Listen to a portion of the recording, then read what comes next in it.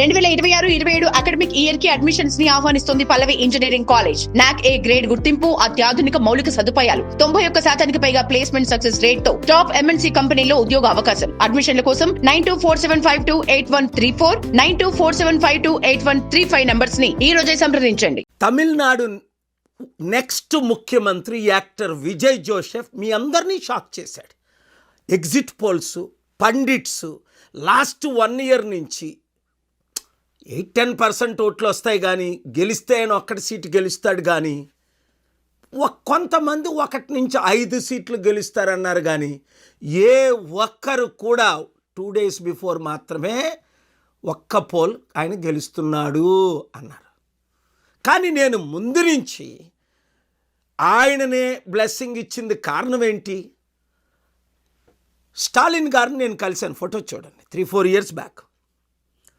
Explain చేశాను, అయ్యా మా తెలుగు రాష్ట్రాలు నాకు పర్మిషన్ ఇవ్వట్లేదు, మీరు పర్మిషన్ ఇస్తే ప్రపంచ మ్యాప్లో తమిళనాడును పెడదాం, కంపెనీలు తీసుకొద్దాం, లక్షల జాబులు క్రియేట్ చేద్దాం, బిలియన్స్ ఆఫ్ డాలర్స్ తీసుకొద్దాం అంటే 90 నిమిషాలు నన్ను హోస్ట్ చేసి తప్పకుండా చేద్దాం పాల్ గారు అన్నారు. అక్కడ బిషప్ గారు కూడా ఉన్నారు, సత్య గారు. లాస్ట్ ఇయర్ నేను వెళ్ళాను తమిళనాడు, పర్మిషన్ అప్లై చేసాం.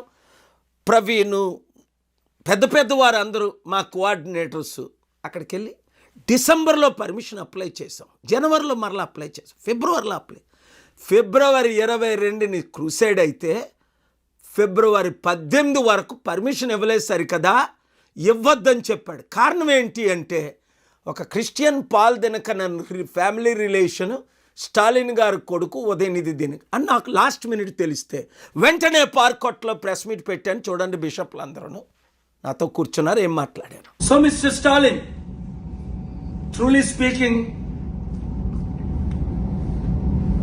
I'm here to support secularism, democracy, the nation of India. చూశారు కదా, మరలా ఫిబ్రవరి 20ని శుక్రవారం మధ్యాహ్నం పర్మిషన్ ఇచ్చారండి. మేము ఎలా చేసుకుంటాం, ఇప్పుడైనా మీరు వచ్చి ఈ మీటింగ్ సఫలం చెయ్యండి, 1 dayలో మేమేం చేయగలం అని చెప్తే మీడియా అంతటినీ కంట్రోల్ చేసి రాకుండా చేశారు. ఫిబ్రవరి 22 జస్ట్ 1 day బిఫోర్ పర్మిషన్ ఇస్తే 10,000 మంది లీడర్స్కి జనం మీరు చూశారు, బిషప్లు, పాస్టర్స్, లీడర్స్ ఎంతమంది వచ్చేసారు. ఆ మీటింగ్లో కూడా చెప్పాను, నేనున్న హోటల్లో మీటింగ్ టైంకి మీరు వచ్చారు, నేను బయటకు వెళ్తుంటే శాంతి సభకి ఒక పెళ్ళి ప్రోగ్రామ్ ఏదో అటెండ్ అవ్వడానికి మీకు ఖాళీ ఉందే? ప్రపంచ శాంతి సభకు 200 దేశాల్లో 200 కోట్లు అటెండ్ అవుతున్న శాంతి సభకు మీరు పర్మిషన్ ఇవ్వలేదు సరికదా? కనీసం మీరు ఇప్పుడు 1 day బిఫోర్ పర్మిషన్ ఇచ్చి మీరు ఎందుకు రారు? మీరు రాకపోతే నైట్ కాల్ చేసి రేపు ఉదయం కలకపోతే అని నేను grand Chola hotel room number ఇచ్చాను. Because if their heart is not changed after election, Mr. Stalin will become ex-chief minister like Jayalalitha. If this chief minister does not support, God will put new chief minister after 2 months. పిలిస్తా Vijay వచ్చేసును, ఆయన ముఖ్యమంత్రి అయిపోయినాము, మీరు X-CM అవుతారు. విన్నారు కదా?